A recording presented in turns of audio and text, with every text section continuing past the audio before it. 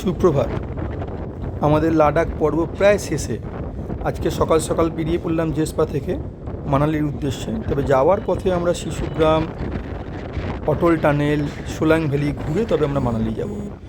এই শিশুগ্রামে দেখুন দূরে যে ঝর্ণা রয়েছে খুব সুন্দর, এবং তার সঙ্গে এই নদীর ওপর দিয়ে কিন্তু জিপ লাইন। আমাদের প্রায় প্রত্যেকেই এই জিপ লাইন করলেন। প্রতি বছরই আমরা এখানে আসি, বেশ কিছু অ্যাক্টিভিটিস থাকে, দুর্দান্ত লাগে। তবে জিপ লাইনের সঙ্গে সঙ্গে কিন্তু এখানে এটিভি রাইডও হয়, আর এছাড়া বেশ বিভিন্ন ধরনের সুস্বাদু খাবার, যেমন মোমো বা বিভিন্ন ধরনের আলু ছোলা, এই সমস্ত চাট দারুণ উপভোগ করলাম আমরা। এখানে আমাদের অনেকেই জিপ লাইন করছেন, আমরা শুনে নিই স্যার ফিরলেন কীরকম লাগলো। অসাধারণ, জীবনের প্রথম করলাম, দারুণ অনুভূতি। প্রথমটাতে খুব ভয় লাগছিল, আচ্ছা আচ্ছা, যাওয়ার পরে পুরো পরিবার নিয়ে করলেন? সবাই আমি আমার মেয়ে দুজনে। বাহ বাহ বাহ। আর নদীর ওপর দিয়ে বলে আরো বেশি ভালো লাগলো। নদীর ওপর দিয়ে রয়েছে, চন্দ্র নদীর ওপর দিয়ে। খুব ঠান্ডা, রোদ থাকলে আরো ভালো লাগতো। এক কথায় অসাধারণ। ঠিক আছে।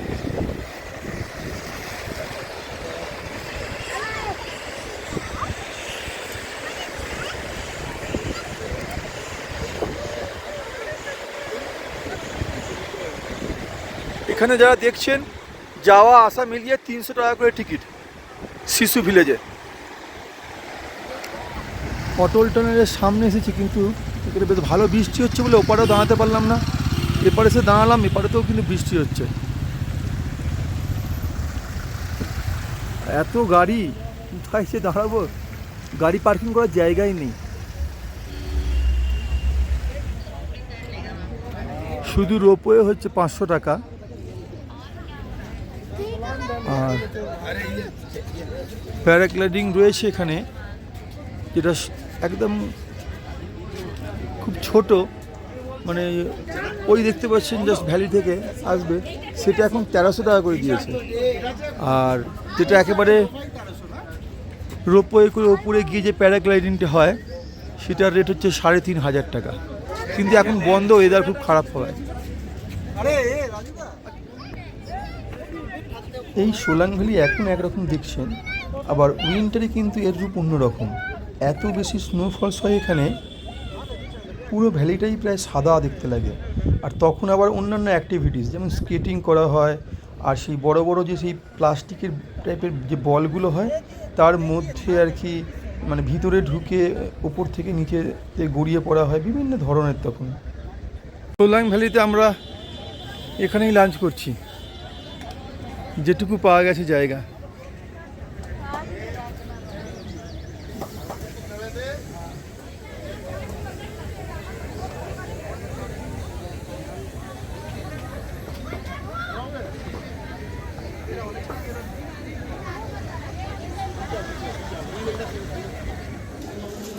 লাদাখ ভ্রমণের শেষ রাতে মানালিতে গ্র্যান্ড পিকনিক চলছে আমাদের।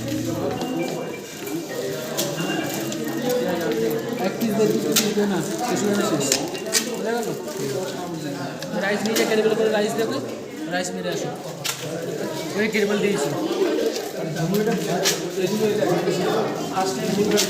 হ্যাঁ,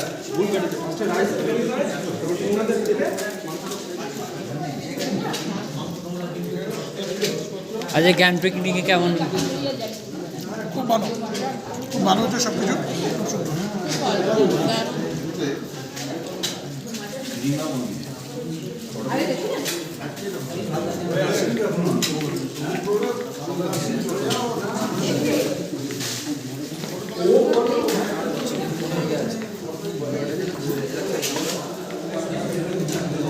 আজকে জ্ঞান পিকনিক কেমন লাগছে? একদম খুব ভালো, মেনুও খুব ভালো, খাওয়া দাওয়া খুব ভালো, দারুণ হয়েছে, ভালো হয়েছে। হ্যাঁ বলছি, জল কি শেষ বন্ধ? কালকে কালকে জলই দেয়নি গাড়িতে দেখছি।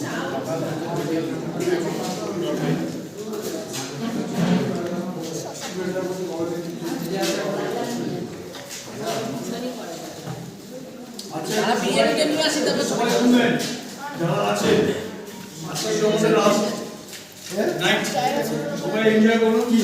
না এমনি আনলাম তো নেই না, আমি ছেড়ে দিই।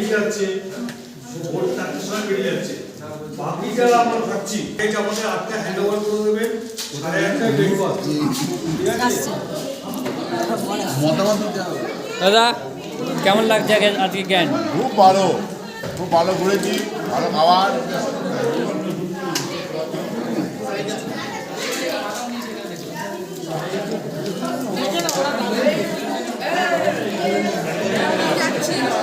আজকে কেমন লাগছে জ্ঞান? খুব ভালো, সব কিছুই খুব ভালো। দাদা হ্যাঁ, দারুণ দারুণ। দারুণ দারুণ, সব খুব ভালো। দাদা আজকে গ্র্যান্ড পিকনিক কেমন লাগছে? খুব ভালো।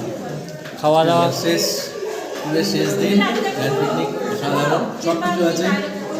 বিরিয়ানি, তারপরে কি চিকেন চাপ, চিকেন চাপ, তারপরে এগ টেবিল, রাগা পল্লবী, চানা, তার সাথে ডিম সেদ্ধ, স্যালাড। দিদি কেমন লাগছে? সাধারণ খাচ্ছি, ভীষণ ভালো, ভীষণ ভালো।